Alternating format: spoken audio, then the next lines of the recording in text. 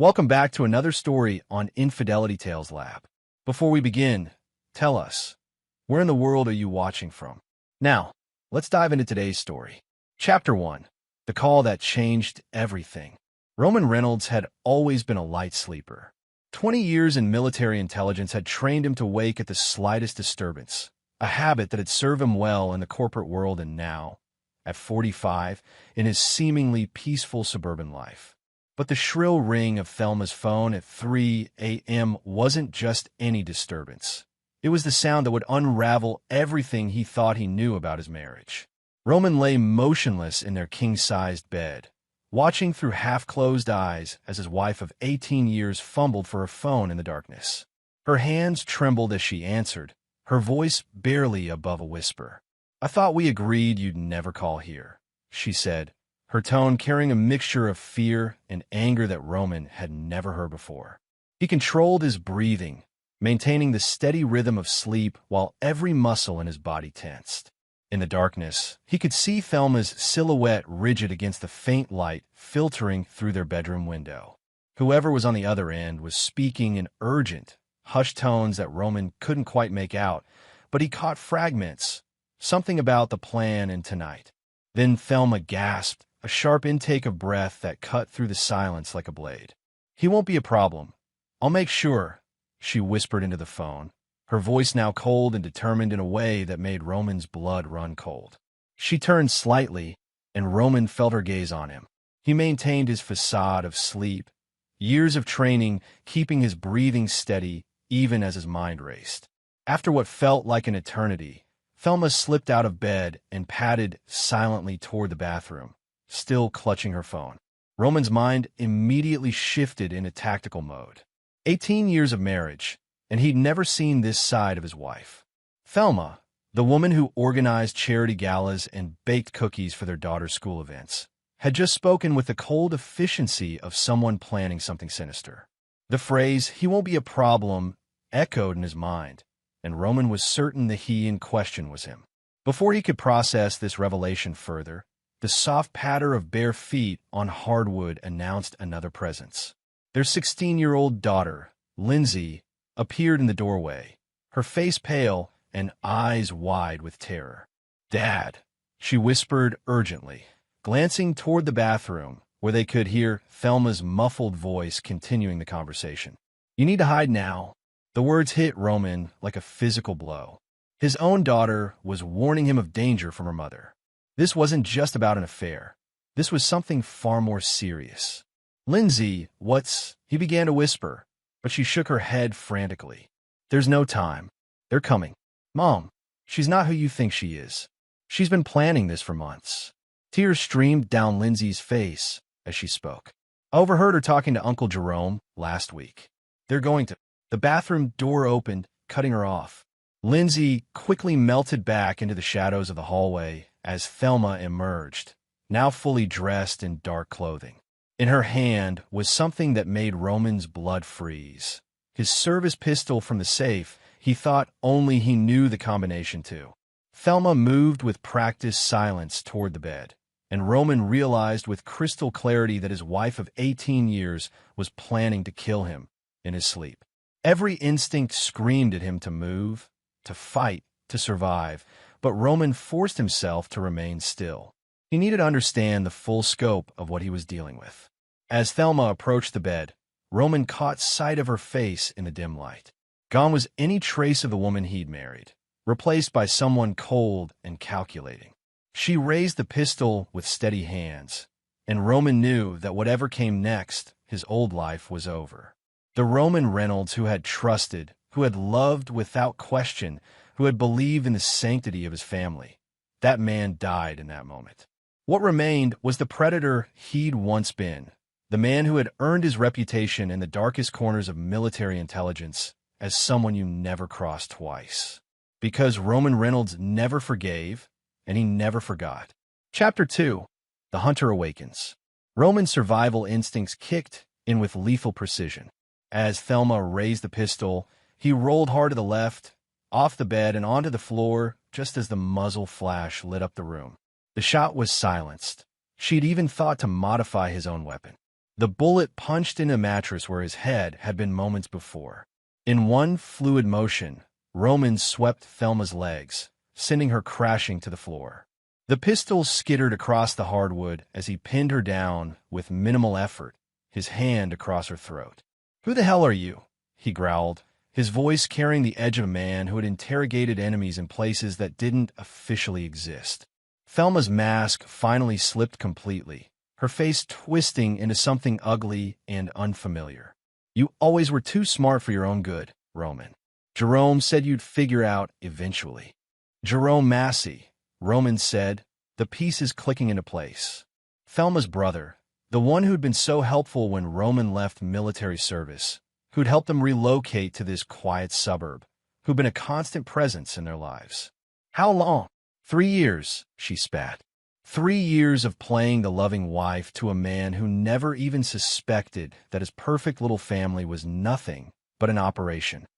Roman's mind raced back through the timeline. 3 years ago, he'd been recruited by Meridian Securities, a private defense contractor, after his military discharge. The recruitment had come through Jerome's recommendation. Jerome, who'd claimed to have connections in the private sector. Jerome, who'd been Thelma's brother since birth, but whom Roman had never bothered to thoroughly investigate. "What's the endgame?" Roman asked, increasing pressure on her throat. Thelma smiled, even as she gasped for air. "Your security clearance, your access codes, your biometric data. You're worth $50 million to the right people, Roman. Dead, you're worth nothing but a life insurance payout." Roman heard movement downstairs, multiple sets of footsteps trying to be quiet, but failing against someone with his training. They'd planned this as a home invasion gone wrong, probably with Roman as the heroic father who died defending his family.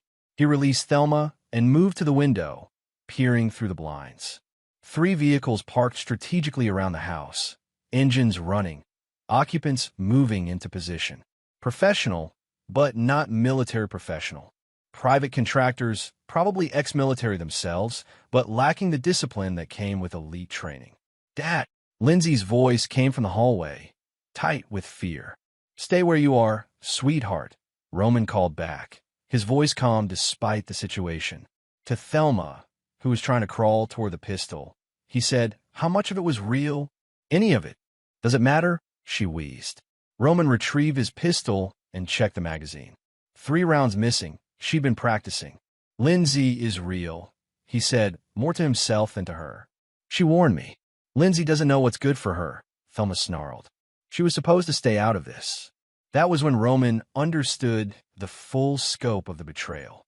Not only had his wife been living a lie for 3 years, but she'd been willing to sacrifice their daughter's well-being, possibly her life, for whatever this operation was designed to accomplish. Roman had killed men for less. He zip-tied Thelma's hands behind her back with restraints he kept in his nightstand, old habits from his intelligence days, and secured her to the radiator. "You're going to tell me everything. Names, timelines, objectives, extraction plans. Everything. Go to hell," she spat. Roman smiled, and it was the smile that had made enemy combatants talk when traditional interrogation methods had failed. "Thelma, you've forgotten something important about my former profession. I didn't just gather intelligence, I extracted it. And I was very, very good at my job." He heard the soft sound of the front door being breached downstairs, followed by the careful footsteps of men trying to move silently through his house. Roman counted at least 4, possibly 6 intruders. Moving to his closet, Roman opened a hidden panel that revealed his war chest, weapons, ammunition, tactical gear, and communication equipment that Thelma had never known existed. As he strapped on body armor and loaded his preferred rifle, he felt the familiar cold calm that had made him one of the military's most effective operators. "This is what you never understood about me," he said to Thelma as he prepared for battle. "I wasn't just a soldier or an intelligence officer. I was the man they sent when everyone else had failed. I was the final solution." Roman checked his weapons one more time and moved toward the bedroom door. The men downstairs thought they were hunting a soft suburban husband. They were about to discover they'd walked into the den of an apex predator. "Lindsay," he called softly into the hallway. "Go to the panic room. Now." As his daughter's footsteps faded toward the hidden safe room he'd installed when they'd moved to the house, Roman allowed himself one last look at the woman he'd thought was his wife. "When this is over," he told her, "you're going to wish you'd aimed better." Chapter 3. First Blood. Roman moved through his own house like a ghost, every creaking floorboard and shadow mapped in his memory. The intruders were good, but they were operating in his territory now, and Roman had spent years learning to hunt humans in urban environments. He could hear them moving through the first floor, 2 in the kitchen, 1 near the front door, and at least 2 more in the living room. They were spreading out, probably planning to sweep upstairs in a coordinated assault. It was a sound tactical approach against a normal target. Roman wasn't normal. He slipped into Lindsay's room and opened her window, which led to the roof of the garage. From there, he could access the maple tree that he'd climbed dozens of times during weekend maintenance. Within minutes, he was on the ground outside, moving in a wide circle to approach the house from an unexpected angle. The surveillance team and the vehicles hadn't expected him to leave the house. Roman took out the driver of the first SUV with a sleeper hold, appropriated his radio, and listened to the tactical chatter. "Alpha Team, status report." The voice was professional, military. "Kitchen clear, moving to stairs." "Copy that." "Bravo Team, maintain perimeter." "Negative contact on target." "Wife confirmed secure upstairs." Roman smiled grimly. They still thought they were hunting an unsuspecting civilian. Time to change the dynamic. He slipped through the back door using a key hidden in a fake sprinkler head, another security measure Thelma had never known about. The first intruder in the kitchen never saw him coming. Roman's knife found the spot between the 3rd and 4th ribs, angled upward to the heart. The man dropped silently. The second kitchen operative turned at the soft sound of his partner's fall and found Roman's pistol pressed against his forehead. "How many?" Roman whispered. "6 total, plus support," the man gasped, recognizing death in Roman's eyes. "Extraction plan?" "Helicopter pickup at the elementary school." 10 minutes. Roman zip-tied him and moved toward the living room. Through the doorway, he could see 2 men positioned near the stairs, assault rifles ready. Professional positioning, good sight lines, disciplined trigger control. Ex-military, definitely, but not elite tier. Roman triggered the house's security system from his phone, plunging the first floor into darkness and activating the infrared strobes that would disorient anyone wearing night vision. In the chaos that followed, he moved like a predator among prey. The first man went down with a broken neck before he could call out. The second managed to get off a shot that went wide before Roman's blade found his throat. The man by the front door tried to radio for backup, but found Roman behind him. The radio crushed and its owner unconscious. "Alpha Team, respond." The voice on the radio was getting urgent. Roman keyed the mic and spoke in the accent he'd perfected during operations in Eastern Europe. "Alpha Team is compromised. Target is not in the house." "Repeat, target is not in the house." "Say again, Alpha." "Target has fled. We need immediate extraction." "Abort mission." There was a pause, then, "Negative. Mission continues. Find a target." Roman smiled. Jerome wasn't going to let his people retreat, which meant Roman could pick them off one by one without worrying about reinforcements. The remaining 2 operators upstairs were now isolated and facing an enemy they'd underestimated. He climbed the back stairs, the ones Thelma didn't know about that led to the hidden passage between the walls, a Cold War-era addition by the home's original owner that Roman had discovered and enhanced. From inside the walls, he could hear the 2 remaining intruders searching the bedrooms. "Where the hell is he?" one of them muttered. "Check the daughter's room again. Maybe he's hiding with her." That decided their fate.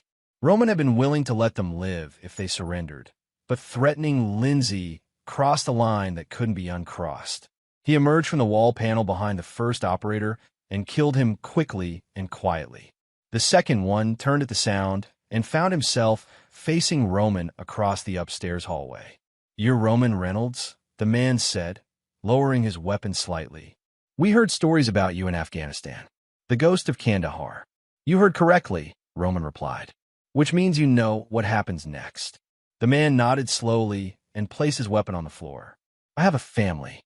"So did I," Roman said and pulled the trigger. As the gunshot echoed through the house, Roman felt the familiar cold satisfaction that came with eliminating threats. But this was just the beginning. Jerome Massey had sent these men, which meant Jerome knew where Roman lived, knew his routines, knew his family. That was unacceptable. Roman returned to his bedroom, where Thelma was exactly where he'd left her, though her eyes were wide with shock at the sounds of combat from downstairs. 6 men, Roman said conversationally as he began cleaning his weapons. All dead. Your brother's going to be disappointed. You're insane, she whispered. No, Roman replied. I'm thorough. Now, you're going to tell me everything about Jerome's operation. Who he's working for, what they want with my clearance codes, where they're based, and how many more people are involved. I won't tell you anything. Roman finished cleaning his pistol and looked at her with the same expression he'd worn when interrogating Taliban commanders. Thelma, you've made 2 critical errors tonight. First, you underestimated who I am. Second, you threatened my daughter. He moved closer, and she could see something in his eyes that made her press back against the radiator. I've spent 20 years perfecting the art of extracting information from people who didn't want to give it. Some of them were trained to resist torture. Some of them were fanatics who welcomed death over betrayal. None of them held out forever. Roman knelt down, so they were eye level. You're not a fanatic, Thelma. You're just a woman who got in over her head and chose the wrong side. So here's what's going to happen. You're going to tell me everything I want to know, and in exchange, I might let you live long enough to spend the rest of your life in federal prison instead of dying very slowly in this bedroom. And if I don't, Roman's smile was cold as winter. Then I'll start with your fingers and work my way up. I have all night, and Jerome doesn't expect his team to check in until dawn. Thelma stared at him for a long moment, seeing clearly for the first time the man she tried to manipulate and betray. The suburban husband was gone, replaced by something that belonged in the shadows of foreign wars. She began to talk. Chapter 4. The Web Unravels. As dawn broke over the suburban neighborhood, Roman sat in his home office reviewing the intelligence Thelma had provided. The scope of the operation was larger than he'd initially suspected, and far more personal. Jerome Massey wasn't just Thelma's brother. He was a high-level operative for a consortium of foreign intelligence services and criminal organizations that specialized in recruiting long-term assets within the American defense establishment.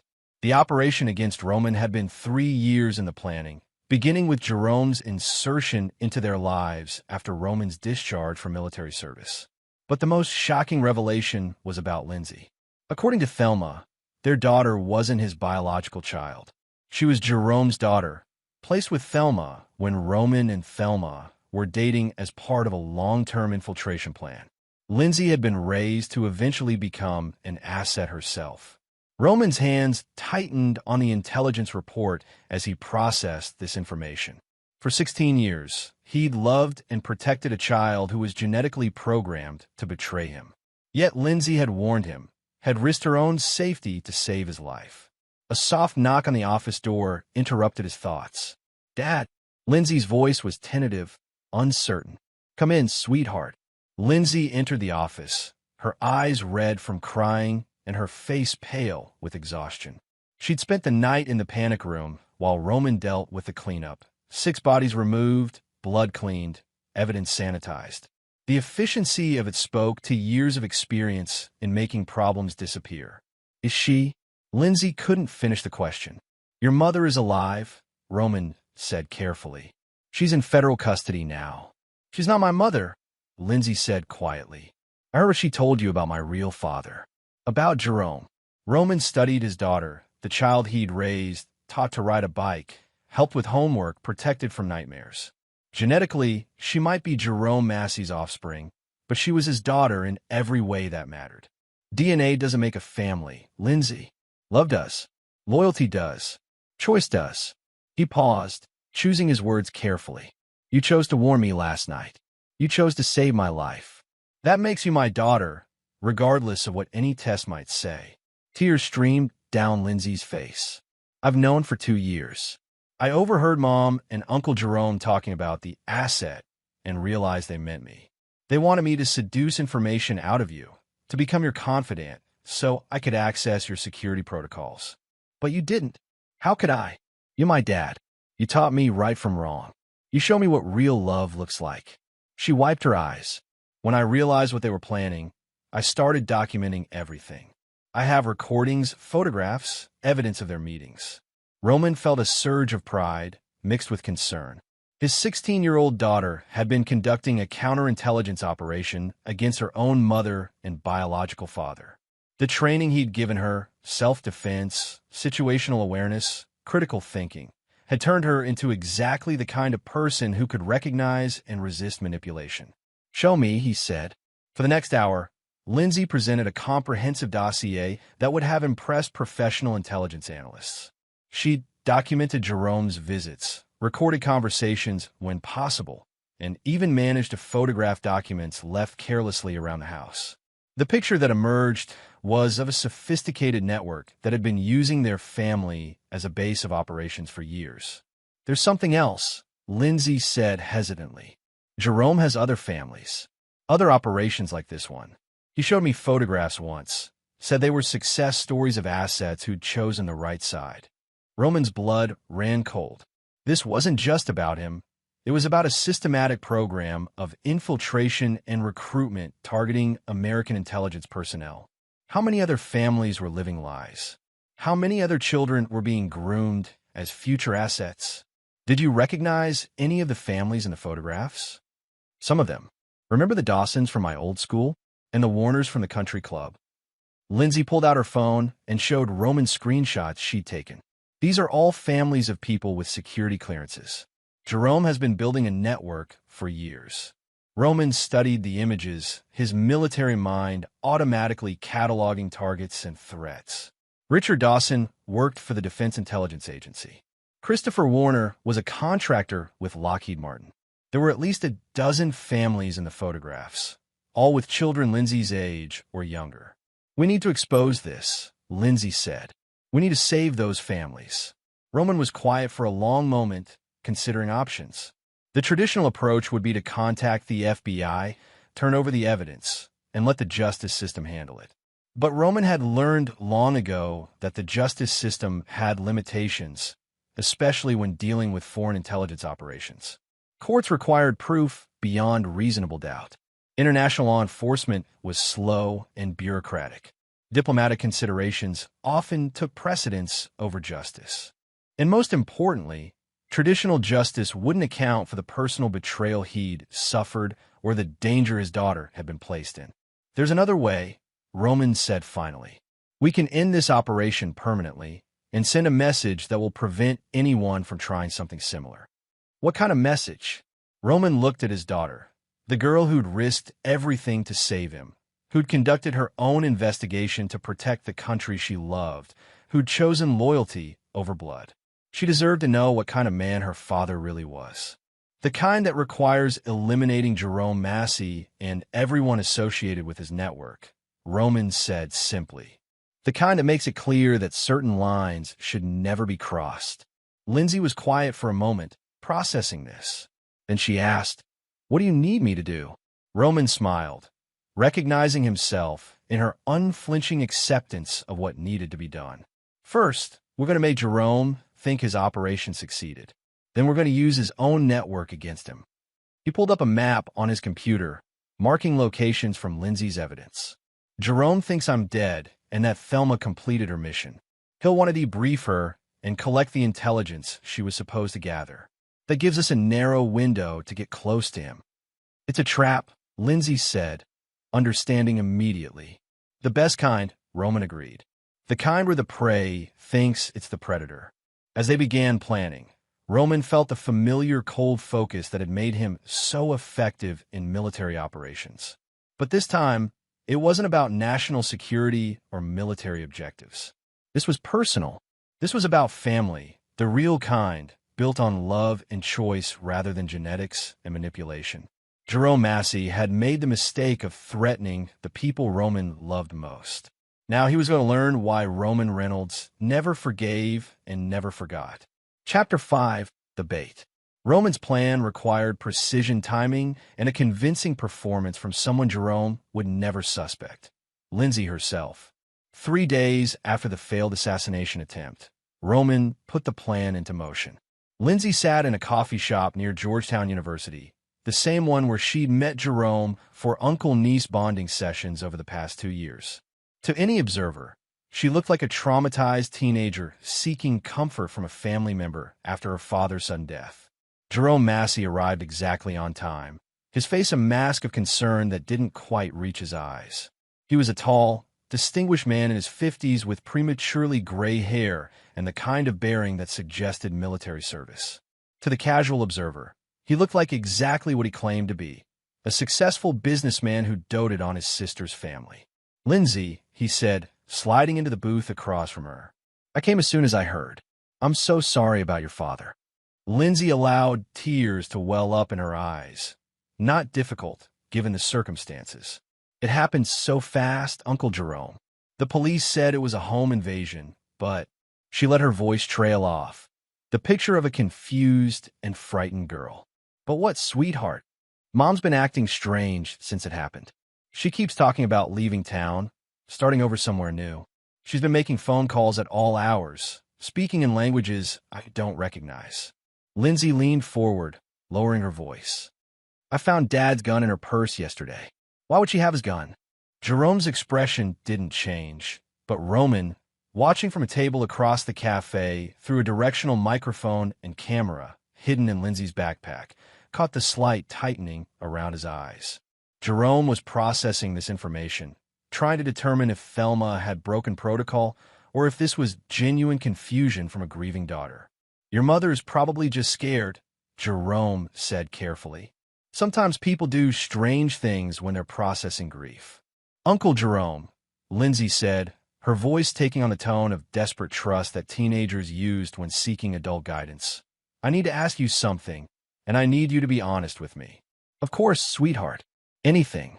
Was Dad involved in something dangerous? Something that might have gotten him killed?"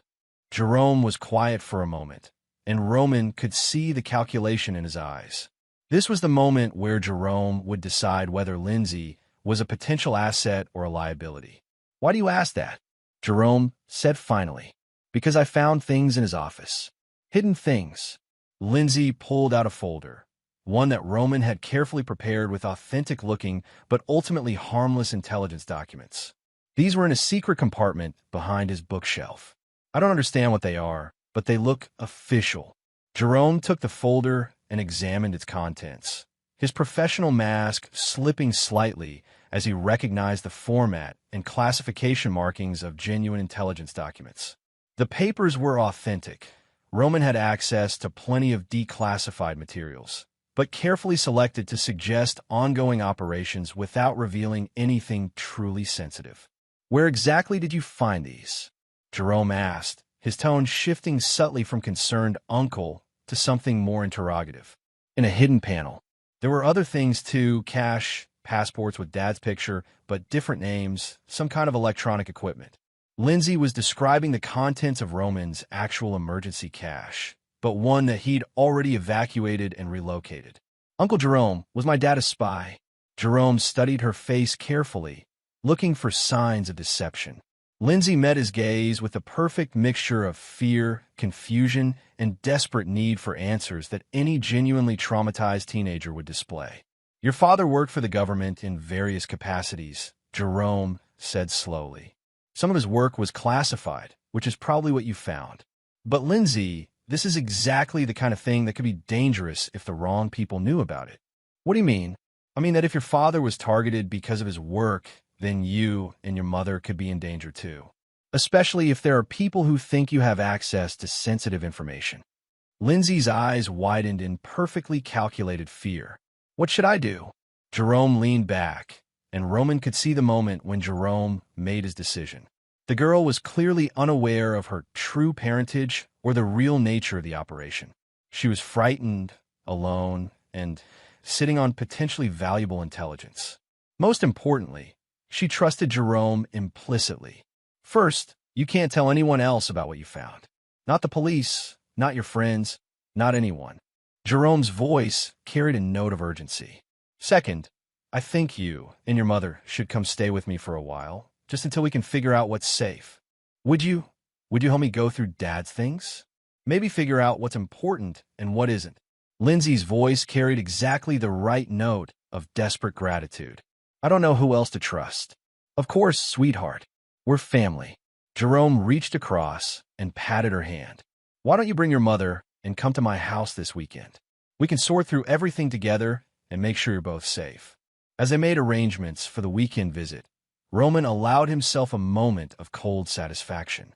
Jerome had taken the bait completely. He thought he was recruiting a traumatized asset and gaining access to potentially valuable intelligence materials. Instead, he was inviting Roman Reynolds directly into his center of operations. After Jerome left, Lindsay walked to the restroom and used a prearranged signal to confirm the meeting had gone according to plan. Roman's response was equally subtle, a specific ringtone on her phone that confirmed Phase 2 could proceed.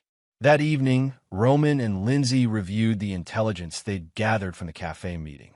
The directional microphone had picked up not just Jerome's conversation with Lindsay, but also a phone call he'd made immediately after leaving the cafe. The package is secured, Jerome had said in what Roman recognized as coded language. The secondary asset is cooperative and uninformed. Extraction this weekend for full debrief and assessment. Roman translated for Lindsay. He thinks he's collecting you and your mother for interrogation and recruitment. He's planning to extract whatever intelligence he thinks we have, then either recruit you into his network or eliminate you as a security risk. And instead, Lindsay asked, he's going to discover that he's brought a predator directly into his den, Roman said grimly. Jerome Massey has spent 3 years believing he was manipulating me. This weekend, he's going to learn what it feels like to be hunted by someone who's very, very good at it. Roman pulled up architectural plans on his computer, Jerome's house, obtained through public records and satellite imagery. He thinks he's bringing 2 frightened women to safety. Instead, he's about to face the man who spent 20 years perfecting the art of killing people who threaten what he loves. As they finalized their preparations, Roman felt the familiar calm that preceded a mission. Jerome Massey had made this personal when he'd targeted Roman's family. Now Roman was going to show him exactly why that had been a fatal mistake. Chapter 6. Into the Lion's Den. Jerome Massey's estate sat on 15 acres of wooded land in rural Virginia, far enough from civilization to ensure privacy, but close enough to major transportation hubs for operational flexibility. Roman had spent the week conducting surveillance, mapping security systems, and identifying escape routes. The property was well defended, but not impregnable. Jerome was confident in his operational security, but not paranoid enough to account for an enemy of Roman's caliber. On Saturday morning, Roman and Lindsay arrived at the estate in separate vehicles. Roman posed as a grieving widow's brother, complete with falsified documents and a carefully constructed backstory that would satisfy casual scrutiny. Lindsay rode with the woman who was supposed to be Thelma, actually Sarah Chun, a former military intelligence colleague who owed Roman several favors and specialized in deep cover operations. Jerome met them at the front door, playing the role of concerned family member to perfection. "I'm so glad you decided to come," he said, embracing the fake Thelma warmly. "You look terrible, Thel. This whole situation has been such a nightmare." Sarah Chun was good at her job. She portrayed a woman on the edge of breakdown, clinging to Jerome like a lifeline while maintaining the subtle tells that suggested she was hiding something important. To Jerome, she would appear to be exactly what he expected, a co-conspirator trying to maintain cover while processing the trauma of murdering her husband. "I keep thinking someone's watching us," Sarah murmured, glancing around nervously. "What if Roman's people know what we did? What if they're coming for us?" "That's why you're here," Jerome assured her. "This place is completely secure. We can talk freely and figure out our next steps." Roman, playing the role of grieving brother-in-law, maintained appropriate emotional distance while carefully cataloging the security measures he observed. Cameras at strategic points, motion sensors along the perimeter, and what appeared to be at least 2 armed guards positioned discreetly around the property. Professional setup, but Roman had penetrated far more sophisticated defenses. Jerome led them into a comfortable sitting room where he'd prepared refreshments and tissues, the props of someone expecting to comfort grieving family members. But Roman noticed the subtle details that revealed the room's true purpose. The chairs were positioned to prevent easy access to the doors. There were no potential weapons within reach, and the acoustics were wrong in a way that suggested electronic monitoring. "First, I want you both to know that you're safe here," Jerome began, settling into a chair that gave him clear sight lines to all entrances. "But I need to understand exactly what happened that night. The official police report says Roman was killed during a home invasion, but I'm concerned there might be more to it." Sarah, playing Thelma, broke down into convincing sobs. "It was supposed to be simple. Wait until he was asleep, make it look like an accident, then call for help. But he woke up somehow. He fought back. And the team I sent to assist you? All dead," Sarah said between sobs. "Roman killed them all. I've never seen anything like it. He wasn't the man I married, Jerome. He was something else. Something terrible." Jerome's expression darkened.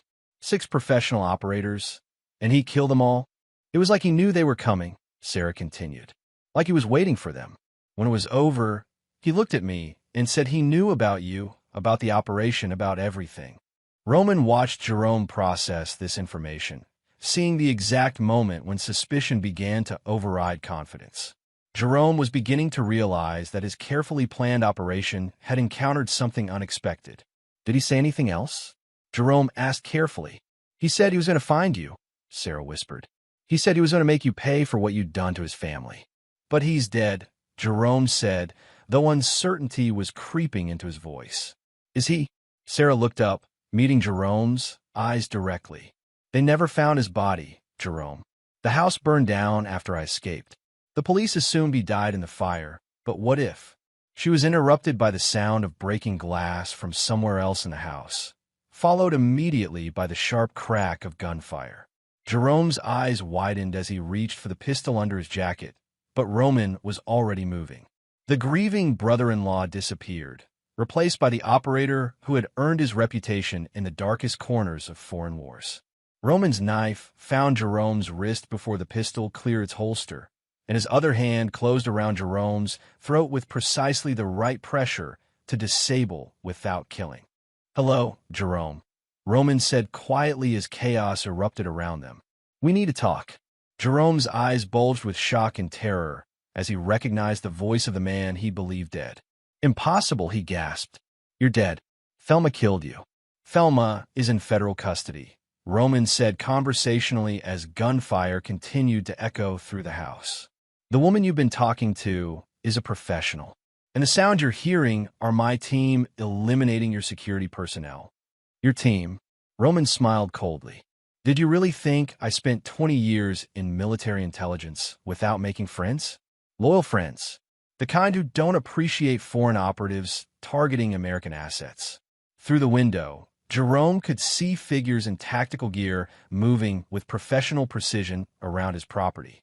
Roman's team was actually a mix of active-duty special operations personnel and retired intelligence operatives, all of whom had personal reasons to object to foreign infiltration of American intelligence networks. "Now," Roman continued, "you're going to tell me about your entire operation. Every family you've infiltrated, every asset you've recruited, every handler you report to, and when you're done, you're going to help me dismantle the whole network." "I'll never."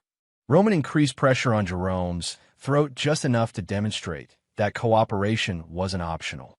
"Jerome, you've made a fundamental error in judgment. You thought you were dealing with a soft target, a suburban husband who could be eliminated quietly. Instead, you've declared war on someone who spent 2 decades perfecting the art of making people and organizations disappear."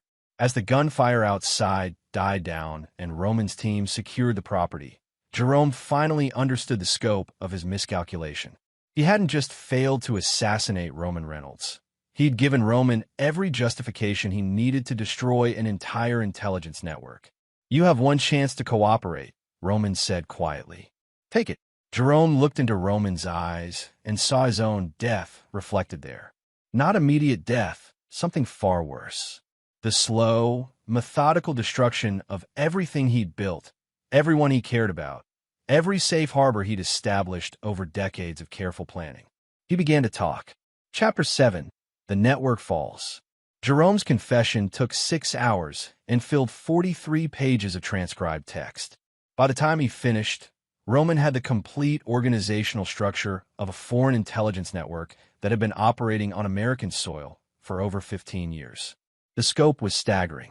27 families infiltrated, including high-ranking personnel at the CIA, DIA, NSA, and major defense contractors. Sleeper agents planted as spouses, children, and trusted family friends. Assets recruited through blackmail, coercion, and long-term manipulation. A sophisticated support network that included safe houses, communication systems, and extraction protocols. 63 active assets, Roman said, reviewing the intelligence while Jerome sat restrained in the chair across from him. 14 handlers, 6 safe houses, 2 primary communication hubs. He looked up at Jerome. Impressive operation. Too bad you picked the wrong family to target. Jerome had progressed through the stages of defeat over the course of his interrogation. Denial, anger, bargaining, and finally a resigned acceptance that his life's work was about to be destroyed. What happens now, he asked. Now I give you a choice, Roman said. Option 1. I turn this intelligence over to the FBI, and you spend the rest of your life in federal prison while your network scatters to the wind. Some of them escape, some of them get arrested, and the damage to American security continues for years while the courts sort everything out. And option 2? Roman's smile was cold as winter. Option 2. You help me eliminate every single asset, handler, and support structure in your network. Permanently. Completely. No trials. No appeals. No chance for anyone to escape or rebuild. Jerome stared at him in horror. You're talking about murdering 63 people. I'm talking about eliminating foreign intelligence operatives who have infiltrated American security systems, Roman corrected. Some of them might survive if they surrender immediately and provide full cooperation. Others, he shrugged. Others chose their fate when they decided to betray their country. You can't just execute people without due process. Roman leaned forward, his voice dropping to barely above a whisper. Jerome, let me explain something about due process. For 20 years, I operated in places where due process was a luxury we couldn't afford. When enemy combatants threatened American lives, we eliminated them. When foreign agents threatened American security, we neutralized them. The only difference between what I did overseas and what I'm planning to do here is geography. He stood and walked to the window, looking out at the wooded landscape where his team had finished cleaning up Jerome's security personnel. You've been treating this like a game, Jerome. Moving pieces around a board, manipulating families, destroying lives for the sake of intelligence and money. But this isn't a game. This is war. And in war, there are only 2 outcomes, victory or death. Roman turned back to Jerome, and his expression was utterly implacable. I'm offering you the chance to end this war quickly and quietly, with minimal collateral damage. Help me clean up your network, and some of your people might survive. Refuse, and I'll hunt them down one by one, starting with the ones closest to you. What about Lindsay? Jerome asked desperately. She's my daughter. Lindsay is my daughter, Roman said firmly. She chose loyalty over blood. She chose to protect her family over advancing your operation. She's earned the right to be safe from the consequences of your choices. Jerome was quiet for a long moment, processing the implications. Finally, he asked, if I cooperate, what happens to me? You disappear, Roman said simply. New identity, relocated somewhere you can't cause any more damage. It's more mercy than you deserve, but Lindsay asked me to spare your life if possible. And if I don't cooperate, Roman's expression didn't change. Then you die slowly, after watching me destroy everyone you've ever worked with or cared about. I'll make sure you understand exactly how much damage your network caused before I finally put you out of your misery. Jerome closed his eyes, feeling the weight of decades of careful planning crashing down around him. He'd built something magnificent, a network that could have influenced American policy for generations. But he'd made one critical error. He'd underestimated Roman Reynolds. I'll need guarantees, Jerome said finally. Written assurances about protection for cooperative assets, relocation assistance, immunity from prosecution. You're not in a position to negotiate terms, Roman pointed out. Then you'll have to hunt down 63 people the hard way, Jerome said with a flash of his old confidence. Without my help, some of them will escape. Some of them will rebuild elsewhere. Your victory won't be complete. Roman considered this for a moment, then nodded slowly. Limited immunity for assets who surrender voluntarily and provide full debriefings. Relocation assistance for those who cooperate completely. But handlers and support personnel are non-negotiable. They knew what they were doing. Agreed, Jerome said. Over the next 72 hours, Roman's expanded team, now including federal agents who specialized in counterintelligence operations, executed the most comprehensive roll-up of a foreign intelligence network in American history. Working from Jerome's detailed intelligence, they moved simultaneously against all 27 infiltrated families. Some of the operations went smoothly. Assets like Sarah Martinez, real name Katia Volkov, who had been posing as the wife of a Lockheed Martin engineer for 8 years, surrendered immediately when confronted with evidence of their activities. They were processed, debriefed, and relocated under new identities with the understanding that any future contact with foreign intelligence services would result in immediate termination. Other operations required more direct action. Handler Viktor Petrov, who had been coordinating West Coast operations from a safe house in Seattle, chose to fight rather than surrender. Roman personally led the team that eliminated him and his entire support cell. The official report would list it as a drug-related shooting, with no mention of foreign intelligence activities. The most challenging target was Dr. Elena Kozlov, who had spent 12 years posing as the wife of a CIA analyst while actually serving as a deep-cover intelligence officer for Russian foreign intelligence. When Roman's team moved on her safe house in McLean, Virginia, they discovered that she had anticipated exposure and prepared accordingly. Suicide vest, the team leader reported over comms. She's threatening to detonate if we don't withdraw. Roman, coordinating from the command vehicle, spoke directly to Elena through the team's communication system. Dr. Kozlov, this is Roman Reynolds. You have 30 seconds to surrender before I demonstrate why terrorist tactics don't work against someone with my background. You cannot stop us all, Elena replied in accented English. We are everywhere. We're your neighbors, your friends, your family. You cannot kill us all. Watch me, Roman said, and gave a signal. The sniper's bullet took Elena in the head before she could trigger the device, and the bomb disposal team secured the vest within minutes. As they processed the safe house, Roman felt the familiar cold satisfaction that came with eliminating a confirmed threat. By the end of the week, the network that Jerome had spent 15 years building was completely destroyed. 63 assets captured or eliminated. 14 handlers neutralized. 6 safe houses seized. 2 communication hubs dismantled. The damage to American security systems was being assessed and repaired by teams of cybersecurity specialists and counterintelligence analysts. It's over, Lindsay said as she reviewed the final reports with Roman in their hotel suite. They would be relocating soon. Their cover in the suburban neighborhood was blown, and they needed to disappear until the intelligence community finished processing the implications of the operation. This network is over, Roman corrected. There will be others. There always are. Will you hunt them too? Roman looked at his daughter, the girl who had chosen loyalty over blood, who had risked everything to protect her family, who had helped him destroy an intelligence network that threatened national security. She deserved honesty. If they threaten what I love, he said simply, yes. I will hunt them all. Chapter 8.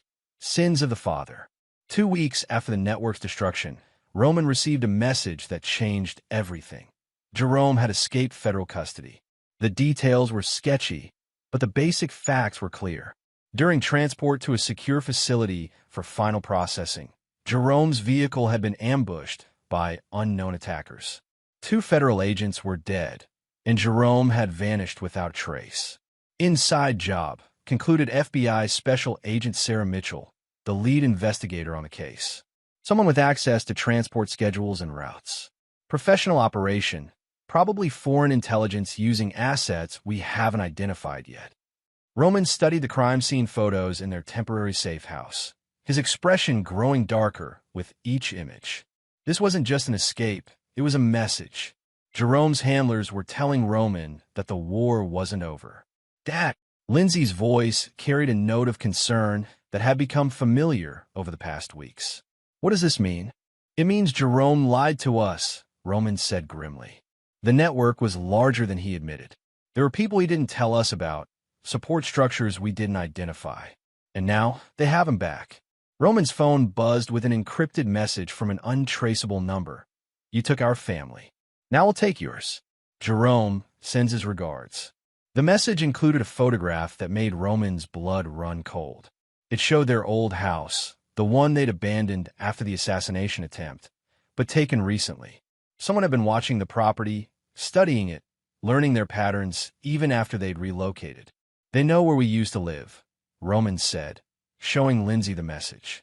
They know our routines, our contacts, our escape routes. Jerome had more time to study us than we realized.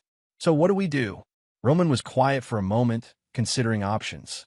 The traditional approach would be to go deeper underground, disappear completely, and hope the intelligence agencies could eventually track down Jerome and his remaining handlers.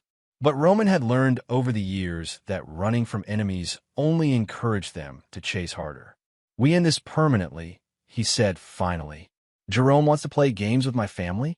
I'm going to show him what happens when he threatens the people I love. Roman's plan was audacious in its simplicity. Instead of hiding, he would use himself and Lindsay as bait to draw Jerome and his remaining handlers into a trap. But this time, the trap will be designed not just to capture them, but to eliminate any possibility of future retaliation. I'm not letting you use yourself as bait, Lindsay said when Roman explained the plan. And I'm definitely not going to be some helpless victim waiting to be rescued. Lindsay, no, Dad. I've been trained by the best, she said, referring to the combat and tactical training Roman had given her over the years. I can shoot, I can fight, and I can think tactically. If we're going to end this, we're going to do it together. Roman looked at his daughter, 17 years old now, but with the steady nerves and cold judgment of someone much older. The girl who had warned him about the assassination attempt had grown into a young woman who could handle herself in dangerous situations. Together, then, he agreed, but we do this my way, with my rules and my level of ruthlessness. The trap was elaborate and multi-layered, designed to account for every possible response Jerome and his handlers might attempt. Roman leaked information through carefully monitored channels, suggesting that he and Lindsay would be attending a memorial service for the federal agents killed during Jerome's escape. The service was real, but Roman's attendance was fiction, part of a deception designed to draw his enemies into a killing ground of his choosing. The actual bait was much more subtle. Roman arranged for Lindsay to be accidentally spotted at Georgetown University, apparently enrolling for early admission courses. To any surveillance team, it would appear that Roman was trying to give his daughter a normal life while maintaining minimal security protocols. Jerome took the bait exactly as Roman had predicted. The first attempt came on a Tuesday evening as Lindsay walked across campus after a lecture. 3 men in a stolen van tried to grab her in broad daylight, clearly expecting a quick snatch-and-grab operation against a teenage girl with minimal protection. They discovered their error when Lindsay drew the concealed pistol Roman had trained her to use and put 2 rounds center mass into the lead attacker before diving behind a concrete barrier. The other 2 attackers found themselves facing not just an armed and trained teenager, but also Roman's support team, which had been shadowing Lindsay from concealed positions. The firefight lasted less than 30 seconds. When it was over, 2 attackers were dead and the third was wounded and in custody. But Roman wasn't satisfied. This had been a probing attack, designed to test their defenses and identify their capabilities. Jerome's learning, Roman told Lindsay as they reviewed tactical footage of the incident. He's adapting to our capabilities. The next attempt will be more sophisticated. The next attempt came 2 days later, and it was indeed more sophisticated. Instead of a direct assault, Jerome's remaining handlers tried psychological warfare.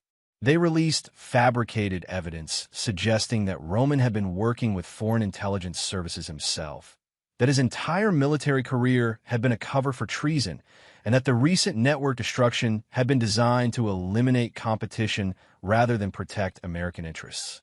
The disinformation campaign was professional and well-crafted, designed to turn American intelligence agencies against Roman and isolate him from official support. For a brief period, it worked. Several of Roman's government contacts stopped returning his calls, and Agent Mitchell informed him that he was being investigated for possible foreign connections.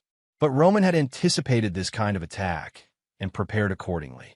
Over the years, he had maintained relationships with retired intelligence personnel who knew his true character and could vouch for his loyalty. More importantly, he had documented evidence of Jerome's network that proved beyond any doubt which side he was actually fighting for. Character assassination, Roman explained to Lindsay as they watched the false accusations spread through social media and alternative news sites. Classic technique when you can't eliminate someone physically. Turn their own people against them. Will it work? Roman smiled coldly. Jerome is about to discover that I have friends in very high places, and that some of those friends have been waiting for an excuse to eliminate foreign intelligence operations on American soil with extreme prejudice. The counter-disinformation campaign was swift and devastating. Within 48 hours, Jerome's fabricated evidence had been thoroughly debunked by independent analysts, and the sources of the false information had been traced back to known foreign intelligence assets. Instead of turning American agencies against Roman, the campaign had actually provided them with evidence of ongoing foreign intelligence activities that required immediate response. Authorization granted, Agent Mitchell informed Roman during a secure video conference. Full operational authority to eliminate Jerome Massey and any remaining network assets by any means necessary. No restrictions, no oversight, no questions asked afterward. Roman had been given what amounted to a hunting license from the United States government. Jerome Massey was now officially considered an enemy combatant operating on American soil, and Roman Reynolds was authorized to eliminate him using whatever methods he deemed appropriate. Where is he? Roman asked. Best intelligence suggests he's operating from a compound in rural West Virginia, Mitchell replied. Remote location, multiple escape routes, heavily defended. He's planning something big. Our sources suggest a major operation designed to retaliate for the network destruction.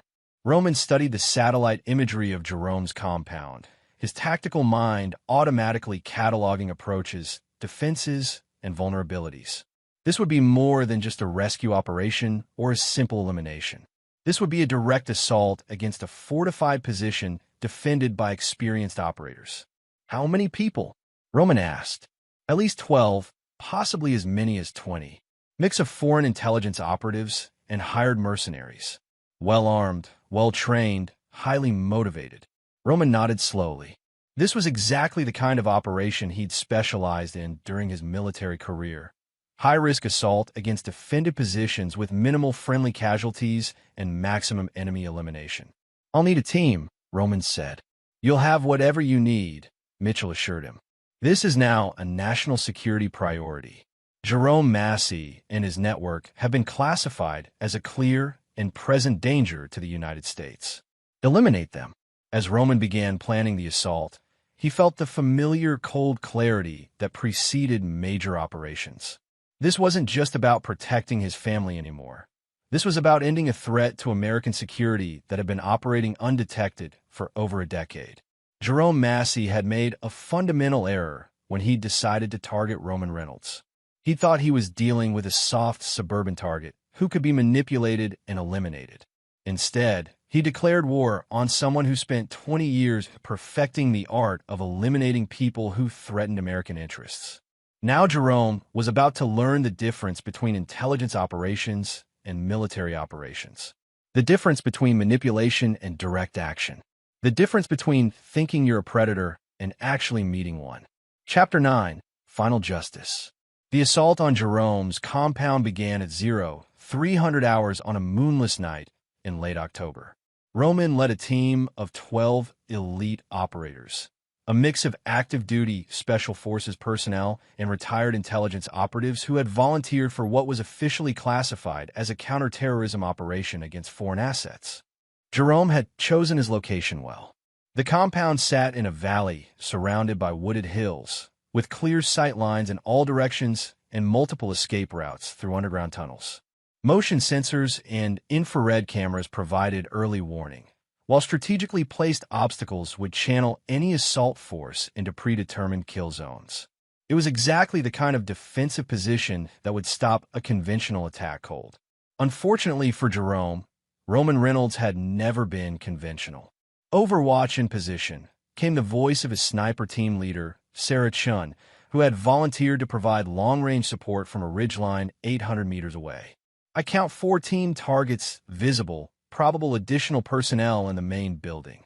Roger that, Overwatch. Phoenix team, status report. Phoenix team ready, responded Marcus Webb, leading the four-man element that would assault the compound from the north. Charges placed on target building. Awaiting your signal. Shadow team ready, added Lisa Park, whose team would handle the tunnel systems. Multiple escape routes identified and covered. Roman checked his equipment one final time. Assault rifle, sidearm, grenades, breaching charges, and the specialized ammunition he developed during his military career for dealing with body armor and hardened targets.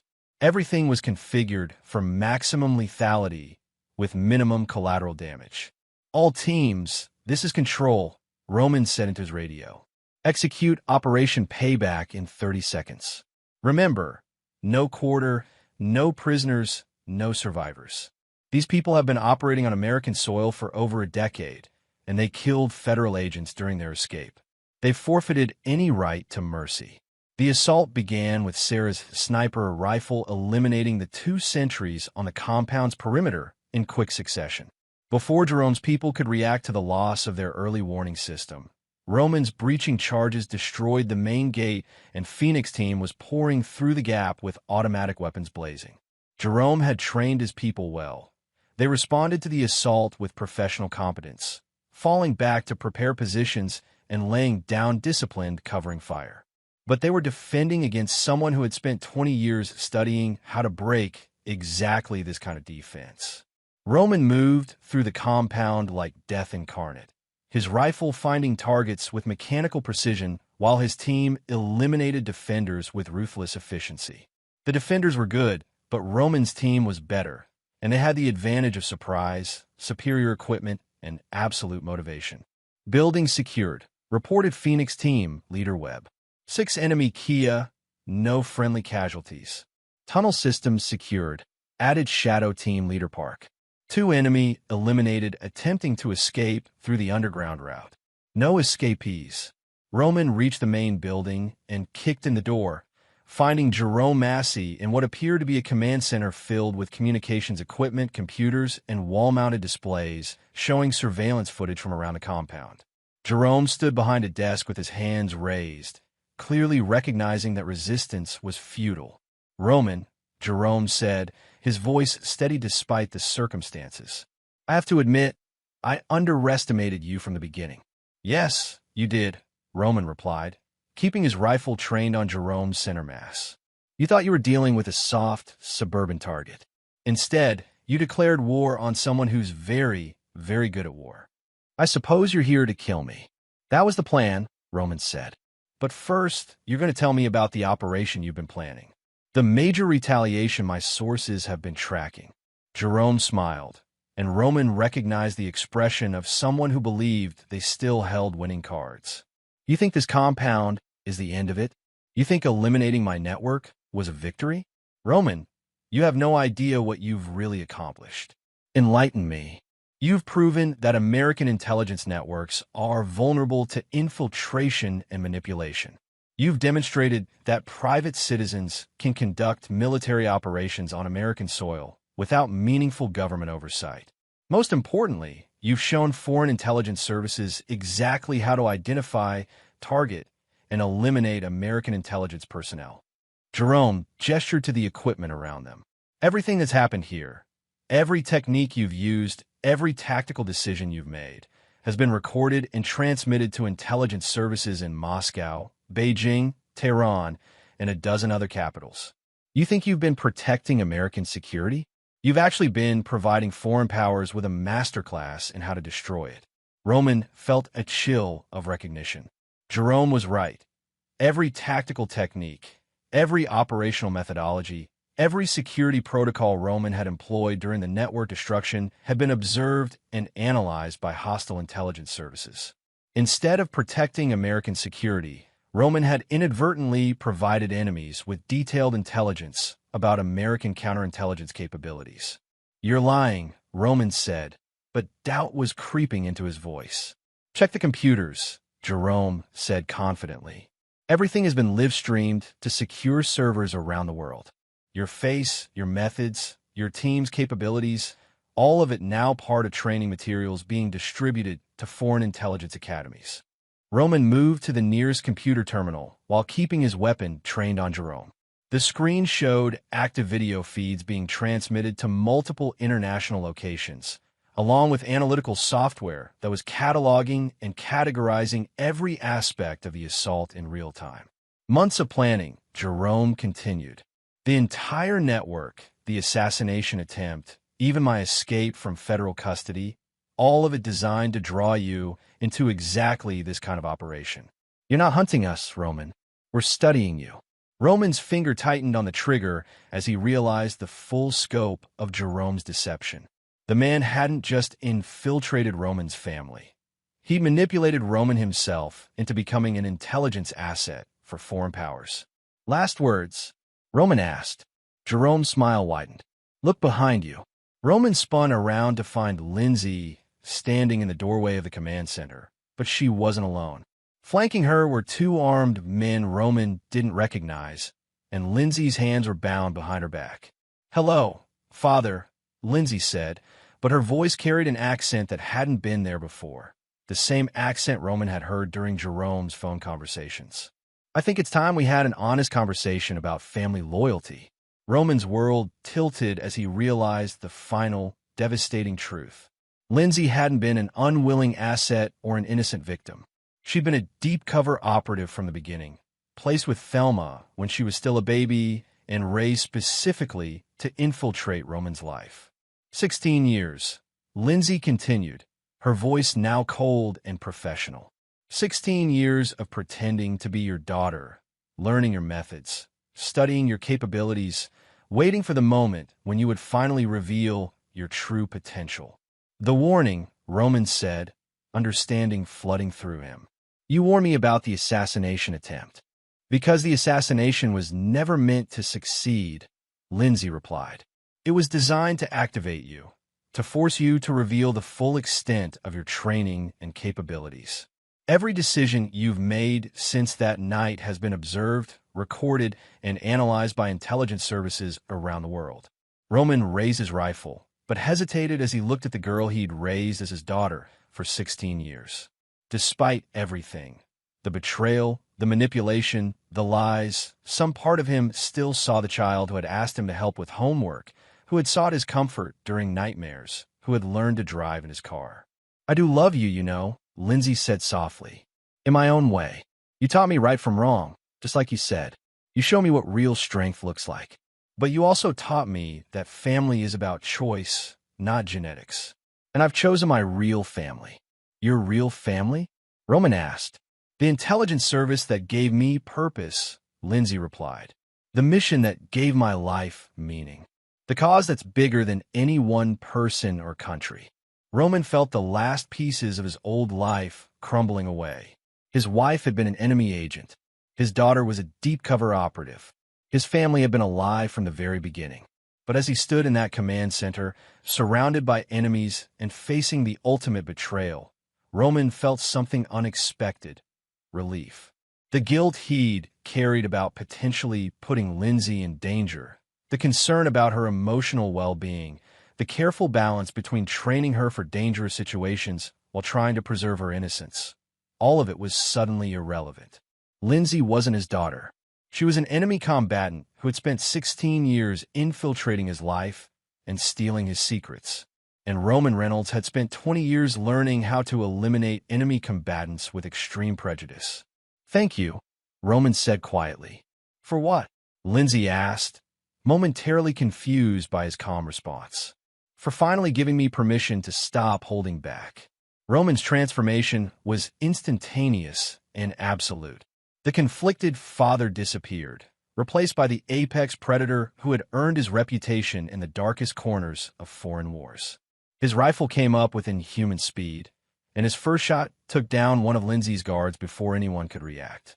The second guard tried to use Lindsay as a shield, but Roman's second shot went through her shoulder and into the guard center mass. Lindsay screamed and fell as Jerome tried to draw a concealed weapon, but Roman's third shot ended that threat permanently. As Lindsay lay on the floor, bleeding but alive, she looked up at Roman with a mixture of pain and something that might have been respect. "You really are everything they said you were," she gasped. "And you're exactly what I spent 20 years learning to eliminate," Roman replied. "An enemy asset operating on American soil. So what happens now?" Lindsay asked. Roman looked down at the girl who had pretended to be his daughter for 16 years, who had manipulated his emotions and stolen his secrets, who had been willing to sacrifice his life for the sake of her mission. She was wounded, but not critically, and she was still valuable as an intelligence asset. But Roman Reynolds never forgave betrayal, and he never forgot those who threatened what he loved. Lindsay had made her choice when she'd chosen her real family over the man who had raised her. "Now you learn the difference between thinking you're a predator and actually meeting one," Roman said, and pulled the trigger one final time. As the echoes of the gunshot faded through the compound, Roman stood alone among the bodies of his enemies. His radio crackled with status reports from his team. All hostiles eliminated, no friendly casualties, compound secured. "Control, this is Overwatch," came Sarah Chen's voice. "Confirm mission status." Roman looked around the command center one last time, taking in the computers that had recorded his every move, the communication equipment that had transmitted intelligence to foreign powers, and the bodies of the people who had spent years manipulating and betraying him. "Mission complete," Roman said into his radio. "All objectives eliminated. No survivors." As his team began the process of destroying the compound and eliminating any evidence of foreign intelligence activities, Roman felt the familiar cold satisfaction that came with completing a successful operation. The network that had infiltrated his life was completely destroyed. The people who had betrayed him were dead. The threat to American security had been neutralized. But most importantly, Roman Reynolds had proven once again why he was the man other operators called when every other option had failed. He was the final solution, the ultimate predator, the one who never forgave and never forgot. And anyone who threatened what he loved learned that lesson exactly once. And there you have it. Another story comes to an end. What did you think? I'd love to hear your thoughts in the comments below. If you enjoy this story, consider joining our community by subscribing. It means the world to us. For more stories like this one, check out the recommended videos on screen. And I'll see you there.